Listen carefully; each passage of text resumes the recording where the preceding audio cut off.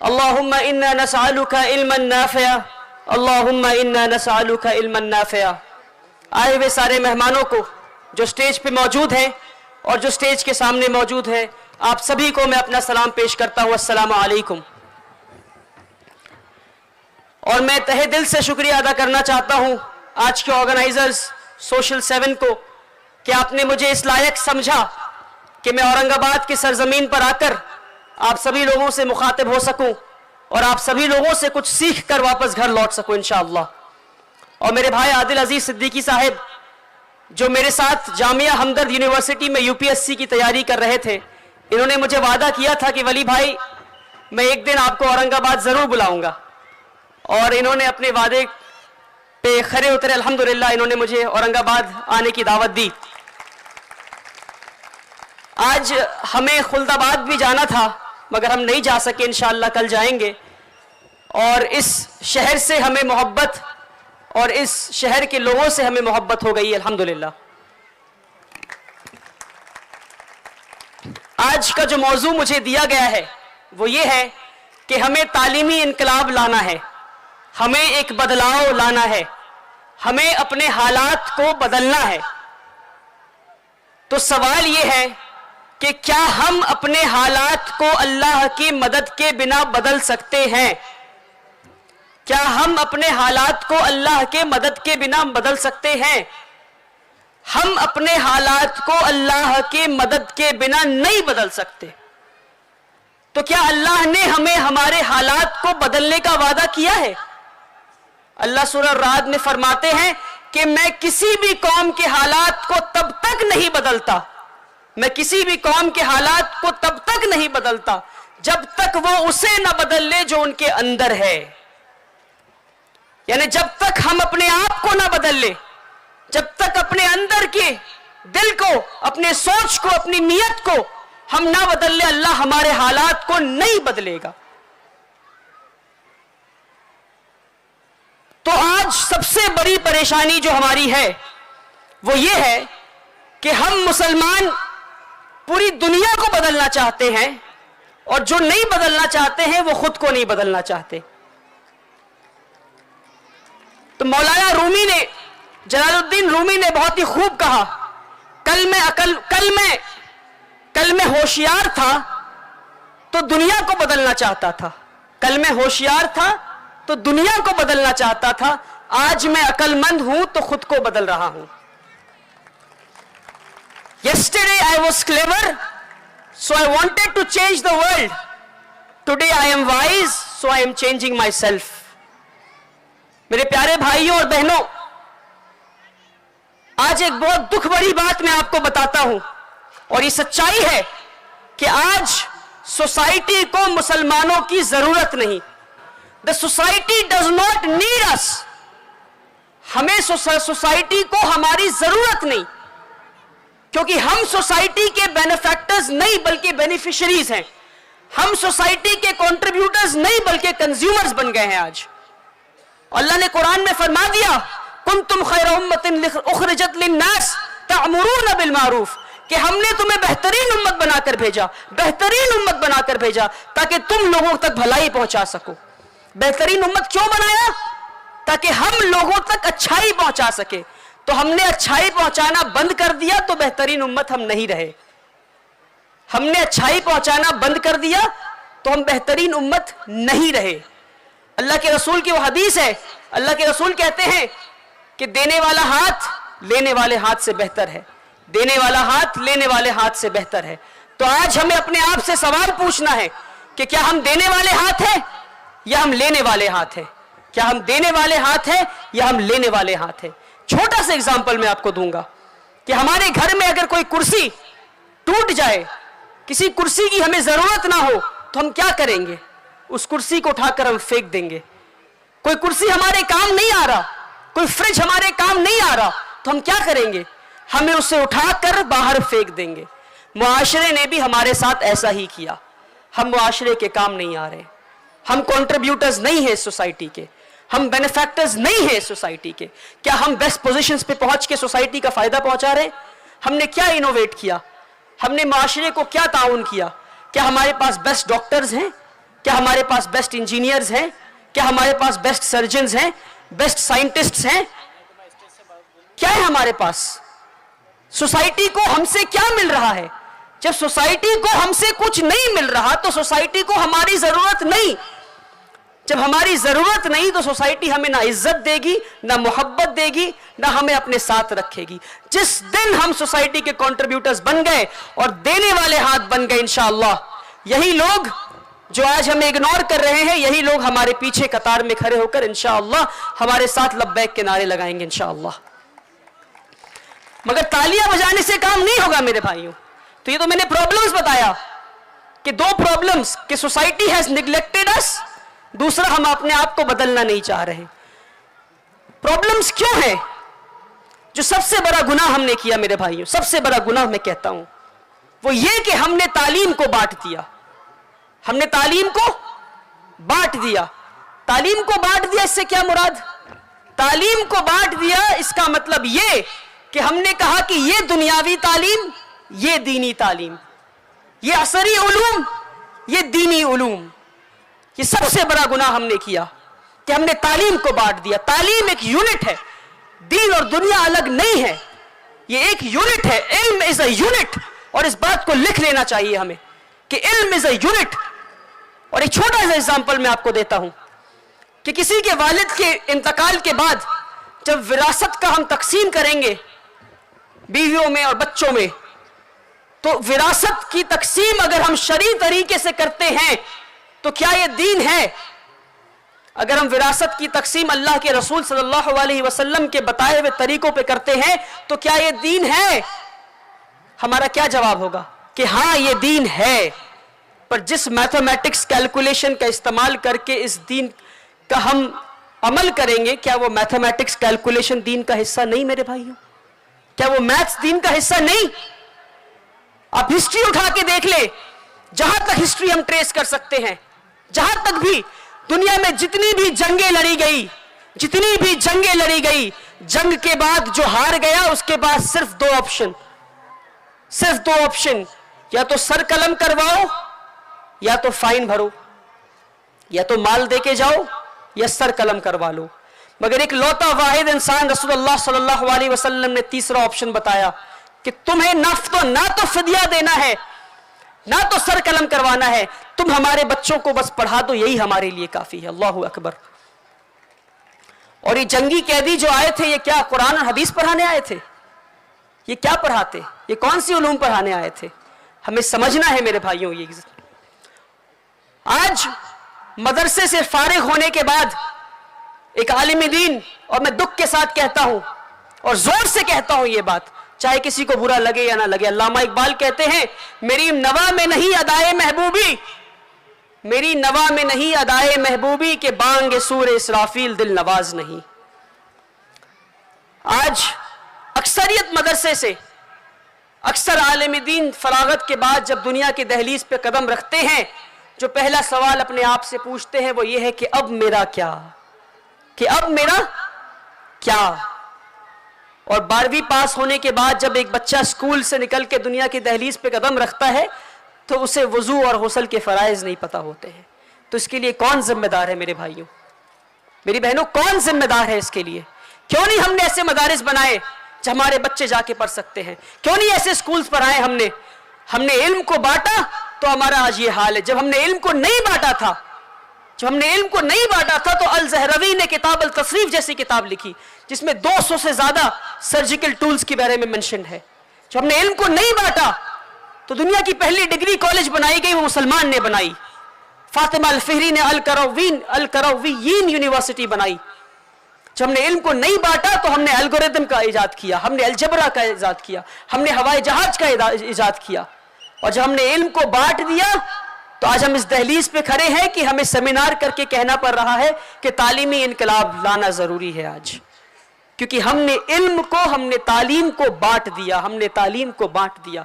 इल्म is a unit, इल्म is a unit, इल्म इज अ यूनिट। इस बात को लिख कर आज आप घर ले जाए इंशाअल्लाह।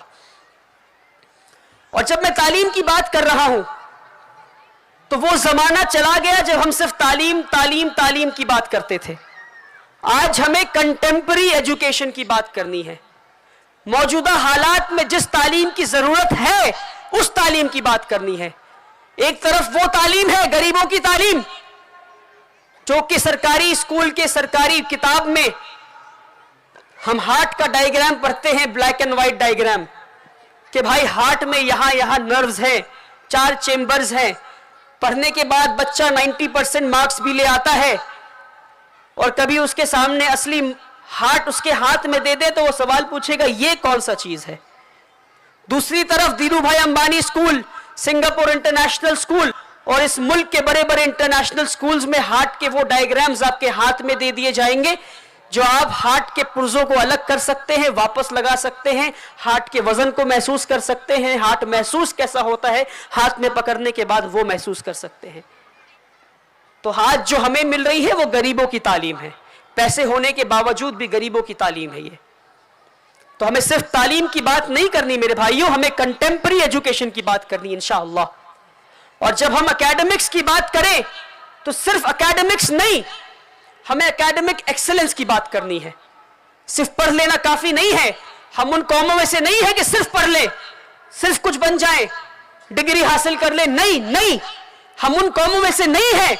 हम इतने पीछे हैं कि हमें सिर्फ और सिर्फ हमारा टारगेट एक्सेलेंस एक्सेलेंस एक्सेलेंस होना चाहिए। आज क्योंकि हम एक्सेलेंस पे फोकस नहीं है हमारा, तो अपने हक को हम ले नहीं पा रहे हैं। वो कैसे? आज गरीब से गरीब इंसान जो कि एक पेन खरीदे वो भी टैक्स भरता है, और जो कि पोर्श गाड़ी खरीदे, पोर्शे गाड़ी जो 3 करोड़ रुपए में आती है, उसकी शुरुआती दाम जो है वो 3 करोड़ रुपए है, वो भी टैक्स भरता है। एक गरीब मुसलमान जो पेन खरीदे वो भी टैक्स भरता है, और एक अमीर मुसलमान जो पोर्श खरीदता है वो भी टैक्स भरता है। तो हमारे दिए हुए टैक्स के पैसे कहां जा रहे हैं? क्या हम सिर्फ स्ट्रीट लाइट और सड़क पे चलकर खुश हैं? सिर्फ इन चीजों से खुश हैं कि घर पे पानी आ रहा है, घर पे बिजली आ रही है और सड़क पे हम चल पा रहे हैं? हमारे दिए हुए पैसे को हम सरकार को, जो हम टैक्स के शक्ल में पैसे दिए हैं, उन पैसों को हम सरकार से वापस नहीं ले पा रहे हैं। एक सरकारी मेडिकल कॉलेज में एक बच्चे पे कम से कम ऑन एन एवरेज, किसी स्टेट में 75 लाख रुपए खर्च होते हैं, किसी में 1 करोड़, किसी में 50 लाख रुपए, तो हम एवरेज 50 लाख रुपए पकड़ते हैं। मैंने पिछले साल मैंने एक डेटा तैयार किया था कि सिर्फ 5 इदारे मुसलमानों के ऐसे थे जिन्होंने 500 बच्चों को सरकारी मेडिकल कॉलेज में भेजा। तो अगर 500 बच्चों को सरकारी मेडिकल कॉलेज में भेजा तो हमने अपने दिए हुए टैक्स के कितने पैसे को वापस ले लिया? बताइए। 250 करोड़ रुपए को हमने सरकार से वापस ले लिया, क्योंकि हमने अपने ही फायदे के लिए वो पैसे दिए हैं। हमने अपने फायदे के लिए पैसे दिए, मगर परेशानी यह है कि आज आईआईटी में 14% मुसलमान की आबादी, आईआईटी में 2% भी नहीं है, और एक आईआईटी के बच्चे पे सरकार कम से कम 1 करोड़ रुपए खर्च करती है। 1 करोड़ रुपए। तो अगर 500 मुसलमान भी ना जा सके तो हम 500 करोड़ अपने वापस नहीं ले सकते, और ये हमारे पैसे हैं जो हमने दिए हैं। हमारे दिए हुए पैसे को अगर हम वापस अपने फायदे के लिए ना ले सकें, ताकि फिर हम देश का फायदा कर सकें। अगर हमें फायदा होगा और हम इंजीनियर बनेंगे और हम डॉक्टर बनेंगे, तो हम किसके लिए काम करेंगे? इस मुल्क के लिए काम करेंगे। तो हमें यह समझना है कि एक बड़ा तबका, कि हम जितना टैक्स भरते हैं, अपने दिए हुए पैसे को अपने लिए हम इस्तेमाल नहीं कर पा रहे हैं, अपने लिए वापस नहीं ला पा रहे हैं हम। और अगर वापस लाना है तो जरिया सिर्फ एक है, वो है एकेडमिक एक्सीलेंस। एकेडमिक एक्सीलेंस, हमें इस मुल्क के टॉप यूनिवर्सिटीज में पहुंचना है इंशाअल्लाह। ये हमारा टारगेट होना चाहिए इंशाअल्लाह। और एक बड़ा तबका है मुसलमानों का जो गरीब है, बड़ा तबका है जो यतीम है, जो गरीब है। और फैज भाई हमारे बैठे हैं, आलिम दीन बहुत से बैठे हैं, कुरान और हदीस भरे भरे हैं, जिसमें अल्लाह ने यतीम और मिस्कीन की हुकूक बताए हैं। अल्लाह ने, क्योंकि हमने यतीमों और मिस्कीनों के हुकूक को हम भूल गए, अल्लाह ने हमसे हमारे हुकूक छीन लिए, अल्लाह ने हमसे हमारे हक छीन लिए, क्योंकि हम यतीमों को भूल गए, क्योंकि हम गरीबों को भूल गए। मेरे भाइयों, हमें गरीबों को नहीं भूलना। एक बड़ा तबका गरीब का है जिसे तालीम नहीं मिल रही है, हमें अपने स्कूल्स में उन्हें बुलाना है। और मैं अक्सर कहता हूं कि अमीर और गरीब के पहनावे अलग हो सकते हैं, अमीर और गरीब के खाने अलग हो सकते हैं, अमीर और गरीब के घर अलग हो सकते हैं, अमीर और गरीब के स्टैंडर्ड ऑफ लिविंग अलग हो सकते हैं, मगर अमीर और गरीब के किताबें अलग नहीं हो सकती, अमीर और गरीब के तालीमी निजाम अलग नहीं हो सकती।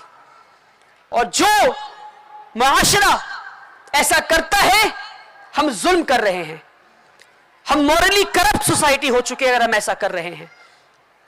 मेरे भाइयों, हमने गरीबी नहीं देखी, गुर्बत कोई खराब चीज नहीं है, अल्लाह के रसूल भी गुर्बत में थे, मगर जिस गरीबी की मैं बात कर रहा हूं आज के दौर 21वीं सदी की गरीबी, जो लोग स्लम्स और गेटोज में रहते हैं, उस गरीबी के साथ नापाकी भी है, गलाजत भी है, फितने भी हैं। हम उस गरीबी की बात कर रहे हैं। हमें अपने भाइयों को गरीबी से निकालना है। किसी भी गरीब से पूछें आप कि क्या आप गरीब हैं, कहेंगे हाँ मैं गरीब हूं। क्या आपके वालिद गरीब थे? हाँ मेरे वालिद गरीब थे।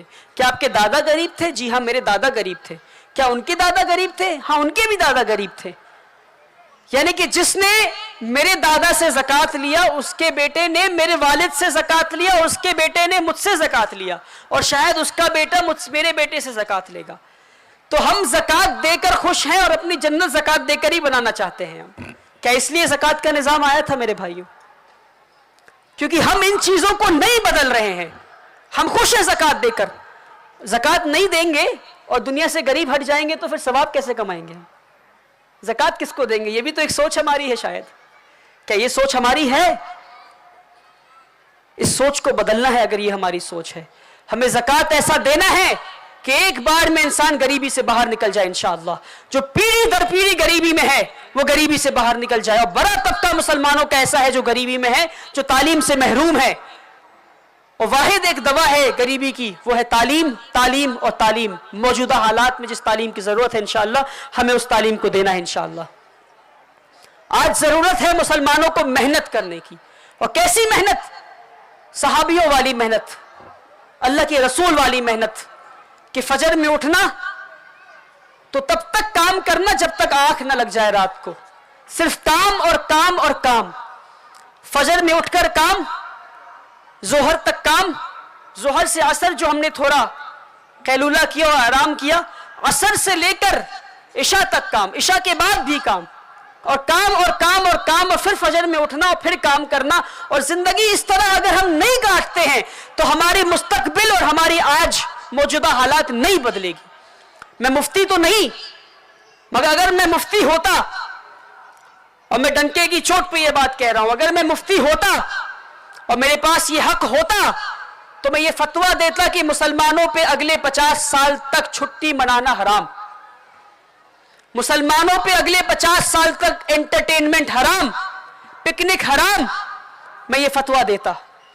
आराम हमारे लिए नहीं है, हम आराम नहीं कर सकते। We can not sit and enjoy. हम नहीं आराम कर सकते जब हमारी कौम इस हालत में है।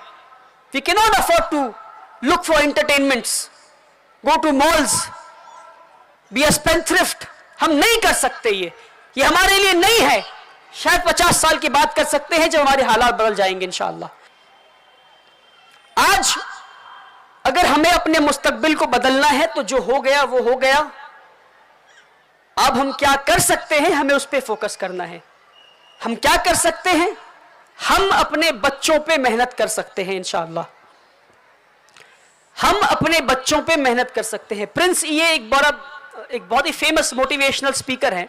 वो कहते हैं, do not look at youth as 20% of the population, rather look at them as 100% of the future. तो ये जो नौजवान हैं और हमारे बच्चे हैं, ये हमारी मुस्तकबिल हैं। हम किस तरह इनके हालात को बदले। बल्कि मैं ये समझता हूं, आदिल अजीज भाई कह रहे थे कि औरंगाबाद में इनकलाब लाना है और औरंगाबाद के लोगों को जगाना है। मैं ये समझता हूं कि औरंगाबाद के लोग जाग चुके हैं, बस इनकलाब आना बाकी है अल्हम्दुलिल्लाह। और मैं बस ये हवाबाजी वाली बात नहीं है कि औरंगाबाद आया हूं तो कुछ खुश करके जाना है।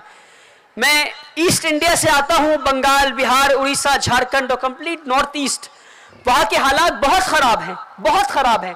आपके यहाँ कम से कम स्कूल्स खुल रहे हैं, लोग फिक्रमंद हैं, लोग चीज़ों को बदलना चाहते हैं। हमारे यहाँ ऐसा बिल्कुल कुछ भी नहीं है। और मैं ये औरंगाबाद के स्टेज को, प्लेटफॉर्म को इस्तेमाल करना चाहता हूँ पूरे मुल्क भर में ये आवाज़ पहुँचाने के लिए कि अगर हमें अपने मुस्तकबिल को बदलना है तो अपने बच्चों पे मेहनत करना शुरू करना है इंशाअल्लाह। हमें स्कूल्स खोलने हैं, हमें कॉलेजेस खोलने हैं इंशाअल्लाह। और बच्चों पे मेहनत कैसी? बच्चों पे मेहनत ऐसी कि बच्चों को सबसे पहले कुछ देना है तो वो है तरबियत, वो है तरबियत।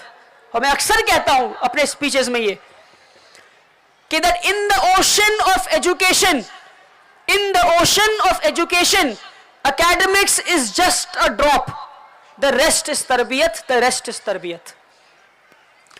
कि तालीम के समंदर में पढ़ाई लिखाई और कॉपी कलम और कागज सिर्फ एक बूंद है, बचा हुआ जो पानी है वो तरबियत है।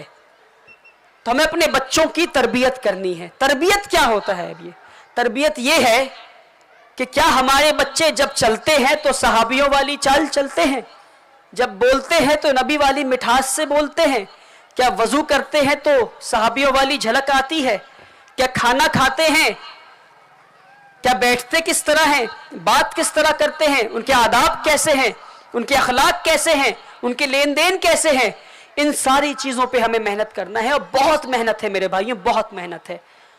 और आज ज़रूरी है कि हम अपने बच्चों को इज्जत दें, हम अपने बच्चों को इज्जत दें।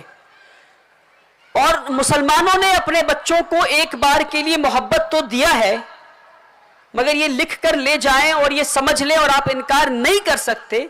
और ये मैं कह रहा हूं कि आप ये इनकार नहीं कर सकते कि हमने अपने बच्चों को इज्जत नहीं दी। हमने अपने बच्चों को बात बात पर शैतान बोला, हमने उनको फटकारा, हमने उनको बदमाश बोला, हमने उनको थप्पड़ लगाया। कोई मेहमान घर पे आ जाए, फिर देखे वालिद बच्चे को बुलाते हैं। कोई एक एग्जाम्पल बताए नाम का? आदिल भाई का नाम लेता हूं मैं। आदिल, आदिल भाई दौड़े दौड़े आ गए, छोटे से 7 साल के बच्चे।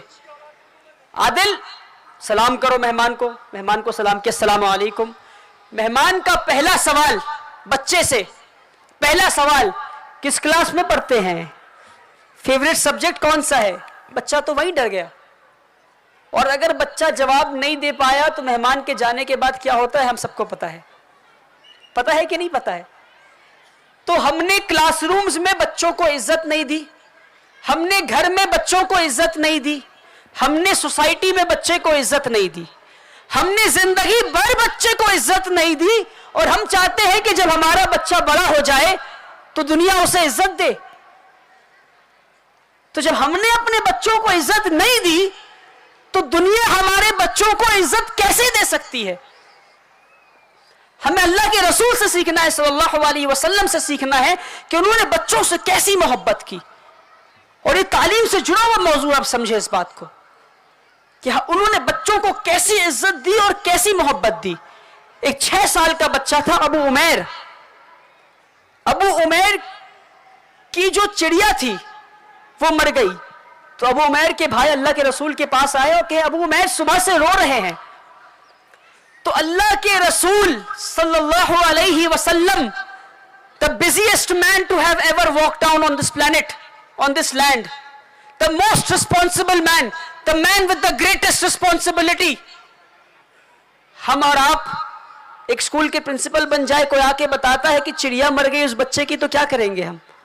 अच्छा चिड़िया मर गई, अरे उसे स्कूल भेजो। अल्लाह के रसूल ने क्या किया? उसके पास दौड़े हुए गए और कहे ए उमैर क्या हो गया तुम्हारे चिड़िया को, ए उमैर तुम्हारे नुगैर को क्या हो गया? तो उमैर ने बताया ऐसा ऐसा ऐसा हो गया। अल्लाहु अकबर। ये हमारे रसूल अल्लाह थे, इतने बिजी होने के बाद, इतनी जिम्मेदारियां होने के बाद एक 6 साल के बच्चे से मिलने गए वो। ये हमारे लिए सीख है कि हमें अपने बच्चों से कैसी मोहब्बत करनी है, हमारे बच्चों को कैसा वक्त देना है और हमारे बच्चों को कैसी इज्जत देनी है। एक बार अल्लाह के रसूल अपने नवासों को अपने पीठ पर बैठाकर ऊंट के तरह चल रहे थे। बगल से एक सहाबी गुजर रहे थे। सहाबी ने कहा वाह کیا سواری ہے. کیا کہا؟ واہ کیا سواری ہے. تو اللہ کے رسول صلی اللہ علیہ وسلم جواب میں کہتے تم سواری کو دیکھتے ہو، سوار کو نہیں دیکھتے. سوار کو بھی تو دیکھو. تو کیا ہم نے اپنے بچوں کو سوار والی عزت دی؟ کیا ہم نے اپنے بچوں کو سوار والی عزت دی؟ کیا ہم نے بتایا کہ وہ کتنے عزیز ہیں؟ کیا ہم نے بتایا ان کو کہ وہ ہمارے مستقبل ہیں؟ کیا ہم نے ان کے چہرے کو پکڑ کے ان کے ماتھے کو چوما، ان کے پیشانی کو چوما اور ان سے محبت کا اظہار کیا ہم نے؟ اللہ کے رسول کی جب بیٹی ان کے کمرے میں داخل ہوتی تھی فاطمہ رضی اللہ تعالیٰ عنہ، تو اللہ کے رسول اپنے بستر سے اٹھ جاتے تھے، ان کے ہاتھ کو پکڑ کے پہلے انہیں بیٹھاتے تھے پھر وہ خود بیٹھتے تھے. ہم اور آپ، بلکہ میں والد سے کہتا ہوں کتنے والد ایسا ہیں جو ایسا کریں گے یا ایسا کیے ہوں گے؟ ہمارے بچے کمرے میں داخل ہوں اور ہم اپنے بچے کی عزت میں اٹھ جائیں، اسے لا کر بیٹھائیں اور پھر ہم بیٹھیں. ایسی عزت دے کر تو دیکھیں میرے بھائیوں، پھر دیکھیں دنیا آپ کے بچے کو کیسے عزت نہیں دیتی ہے انشاءاللہ. مگر ضروری یہ ہے کہ ہم اپنے بچوں کو عزت دیں انشاءاللہ. کیسے سینسٹیو تھے ہمارے رسول اللہ صلی اللہ علیہ وسلم بچوں کی طرف. انہیں پسند ہے صرف بچوں کو کھیلتا ہوا دیکھنا. اتنے بزی اسکیڈیول کے باوجود وہ وقت نکال کر بچوں کو کھیلتا ہوا دیکھتے تھے، کھیلتا ہوا دیکھتے تھے. وہ تو ایک صحابی اپنے بچے کو ڈھونڈتے ڈھونڈتے پہنچ گئے اللہ کے رسول کے پاس اور دیکھا کہ اللہ کے رسول بچوں کو کھیلتے ہوئے دیکھ رہے ہیں اور ان کا بھی بیٹا سارے بچوں کے بیچ میں کھیل رہا ہے. تو نے کہا اللہ کے رسول آپ کی اجازت ہو تو اپنے بچے کو لے جاؤں میں؟ تو اللہ کے رسول نے کہا نہیں تھوڑی دیر اور کھیلنے دو. صحابی پھر لوٹ گئے، پھر تھوڑی دیر کے بعد آئے اور کہے اللہ کے رسول آپ کی اجازت ہو تو میں کیا اپنے بیٹے کو لے جاؤں؟ تو اللہ کے رسول نے کہا تھوڑی دیر اور کھیلنے دو. پھر تیسری بار جب وہ لوٹے اللہ کے رسول نے کہا ہاں ٹھیک ہے لے جاؤ. جیسے وہ قدم آگے بڑھاتے اللہ کے رسول کہتے ہیں کہ ہاں لے تو جاؤ مگر جب اسے تم آواز لگاؤ دور سے تو اے میرے بیٹے کہہ کے آواز نہ لگاؤ. تو صحابی حیران کہ میں اپنے بچے کو بیٹے کہہ کے نہ پکاروں تو کیا پکاروں میں؟ یہ تو میرا بیٹا ہے. کہ اللہ کے رسول یہ کیا کہہ رہے ہیں آپ؟ اللہ کے رسول نے کہا کہ ان بچوں میں کچھ یتیم بچے بھی ہیں، کہیں باپ کی آواز سن کر ان کا دل ٹوٹ نہ جائے، ان کی آنکھوں سے آنسو نہ آ جائے، ان کا دل پھٹ نہ جائے، تو تم خاموشی سے اپنے بچے کو اٹھا کر لے جاؤ. ہم اور آپ کتنے یتیم بچوں کو اپنے علاقے میں ڈھونڈتے ہیں، انہیں تعلیم دینے کی کوشش کرتے ہیں. یتیم اور مسکین کے حقوق کو ہم نے بھلا دیا تو اللہ نے ہم سے ہمارے حقوق کو چھین لیا. ہم نے ودواؤں کے حقوق کو بھلا دیا تو اللہ نے ہمارے حقوق کو چھین لیا. ہمیں سمجھنا ہے ان کے حقوق کو اور انشاءاللہ ہمیں ان چیزوں پہ عمل کرنا ہے. انشاءاللہ ہم اپنے بچوں کو عزت دیں گے، اپنے بچوں کو محبت دیں گے تو انشاءاللہ ان کی مستقبل بدلے گی اور دنیا ان کو عزت دے گی انشاءاللہ. جس بچے کو زندگی بھر صرف اور صرف عزت ملی ہے، صرف اور صرف عزت ملی ہے، وہ بچہ جب دنیا کی دہلیز پہ قدم رکھتا ہے تھوڑی سی بھی بے عزتی وہ برداشت نہیں کر سکتا. جب تھوڑی سی بھی بے عزتی اس کی ہوتی ہے نا تو خود سے پوچھتا ہے کہ یا اللہ میں نے ایسا کیا کر دیا؟ میرے والد نے تو مجھے عزت دیا، میرے ٹیچرز نے مجھے عزت دیا، میرے بڑوں نے مجھے عزت دیا. اور جس بچے کو کبھی عزت ہی نہیں ملی اور اس سے ہم امید رکھتے ہیں کہ وہ عزت پانے والے کام کرے گا، نہیں کر سکتا وہ، کیونکہ ہم نے عزت دیا ہی نہیں. تو آئیے ہم یہ عہد کرتے ہیں اور وعدہ کرتے ہیں کہ آج ہم جب گھر لوٹیں گے تو اپنے بچے کے ہاتھ کو پکڑیں گے، اس کی پیشانی کو پکڑیں گے، چومیں گے اور کہیں گے بیٹا آئی لو یو، بیٹی آئی لو یو، کہیں گے انشاءاللہ. دیکھیے آپ ہنس رہے ہیں کیونکہ اتنا انکامن ہو گیا ہے. آئی لو یو بولنا اپنے ہی بچے کو اتنا انکامن ہو گیا ہے. اللہ اکبر، یہ تو آپ کا بچہ ہے، اس کو آئی لو یو نہیں بولیں گے تو کسے آئی لو یو بولیں گے؟ جب اسے محبت کرنا نہیں سکھائیں گے تو وہ دوسروں تک محبت کیسے پہنچائے گا؟ ایک چھوٹا ایگزامپل دیتا ہوں میں آپ کو اس کے ریگارڈنگ، اور یہ آخری ایگزامپل انشاءاللہ پھر میں اپنی اسپیچ کو مکمل کروں گا. تو میں ایک چھوٹا سا ادارہ چلاتا ہوں یتیم اور غریب بچوں کے لیے. تو اس ادارے میں میری مینٹر غزل خان ایک 6 سال کے یتیم بچے کو لے کر آئی. اس یتیم بچے کا کوئی نام بھی نہیں تھا، لوگوں نے اس کو سنی کہہ دیا تو اپنے آپ کو سنی کہنے لگا. وہ یتیم بچہ اتنا شریر، ہر جگہ کود رہا تھا، ہر جگہ اسکول میں کاغذ کو پھاڑ رہا تھا، چارٹ پیپرز کو پھاڑ رہا تھا اور وہ گالیاں دے رہا تھا، ابے اس طرح کے الفاظ استعمال کر رہا تھا. کسی کی بات نہیں سن رہا، وہ کسی کی بات نہیں سن رہا اور یہاں کود رہا وہاں کود رہا. چیئر پین قلم سے دیوار پہ لکھ رہا. ہم سب حیران کہ اس بچے کو ایڈمیشن کیسے لے ہم, یہ تو گالیاں دے رہا ہے. 6 سال کا بچہ گالی دے رہا ہے, 6 سال کا بچہ کسی کی بات نہیں سن رہا. پھر میں نے اس بچے کو اپنے قریب بلایا, میں نے کہا کیا نام ہے؟ کہا سنی. ہم نے کہا اچھا سنی ادھر آؤ. تو سنی کا میں نے ہاتھ پکڑا, پھر اس کا میں نے چہرے کو پکڑا اور اس کی پیشانی کو اپنے ہونٹ سے کم 30 سیکنڈ تک لگا کے رکھا میں, 30 سیکنڈ تک لگا کے رکھا میں. پھر میں کہا سنی جا کر بیٹھ جاؤ. پھر جو وہ سنی جا کر کرسی پہ بیٹھا تو اگلے آدھے گھنٹے تک وہ ہلا نہیں. تو جو میری مینٹر تھی, جس نے زندگی بھر 18 سال میری مینٹرنگ کی اور میری لائف کوچ اور میری کاؤنسلر رہی, وہ مجھے اس طرح حیرانی سے دیکھ رہی, ولی what just happened. تو میں نے کہا this child has for the first time witnessed and felt the human warmth. اس بچے کو 6 سال میں کسی نے انسان کی گرماہٹ کبھی محسوس نہیں ہوئی, انسانی محبت کیا ہوتا ہے اسے پتہ نہیں تھا. تو یہ ہمارے حالات ہیں. ایسے نہ جانے کتنے یتیم بچے ہمارے معاشرے میں ہیں, اور ہمارے اپنے بچے بھی ایسے ہیں جو محبت کے لیے یہاں وہاں جا رہے ہیں, فون دیکھ رہے ہیں, اپنا وقت برباد کر رہے ہیں. تعلیم کا حصہ ہے تربیت, اور اگر ہم نے بچوں کو محبت دے کر, عزت دے کر تربیت نہیں دی تو ان کے حالات نہیں بدلیں گے. میرے بھائیوں, سوال بھی ہوا تھا اپنے بچوں کو بے خوف کیسے بنائیں ہم, بے خوف عزت دے کر بنائیں ہم. جب گھر میں عزت دیں گے تو گھر میں وہ بے خوف ہوں گے. اپنے بچوں کو بتائیں اور یہ پالیسی بنا لیں, اصول بنا لیں. اور آج کے لیے جاننا بہت ضروری ہے کہ مسلمانوں کا ایک اصول, یہ اس ٹاپک سے ہٹ کر بات ہے مگر یہ جاننا ضروری ہے کہ جس دل میں اللہ کا خوف ہے اس دل میں کسی اور چیز کا خوف نہیں ہو سکتا. یا تو اللہ کا خوف یا تو کسی اور چیز کا خوف. ہمیں اپنے بچوں کی تربیت اس طرح کرنی ہے کہ یا تو آپ اللہ سے ڈرتے ہیں یا تو کسی اور سے ڈرتے ہیں. جس دل میں اللہ کا خوف ہے اس دل میں کسی اور چیز کا خوف نہیں ہو سکتا انشاءاللہ. اللہ تعالی ہمیں اور آپ کو کہنے اور سننے سے زیادہ عمل کرنے کی توفیق دے. اگر میری بات میں, میری بیان میں کچھ گستاخی ہوئی ہے تو امید کرتے ہیں آپ معاف کریں گے. پھر آئیں گے اورنگ آباد انشاءاللہ. آپ سے دعا کی گزارش. السلام علیکم ورحمۃ اللہ وبرکاتہ.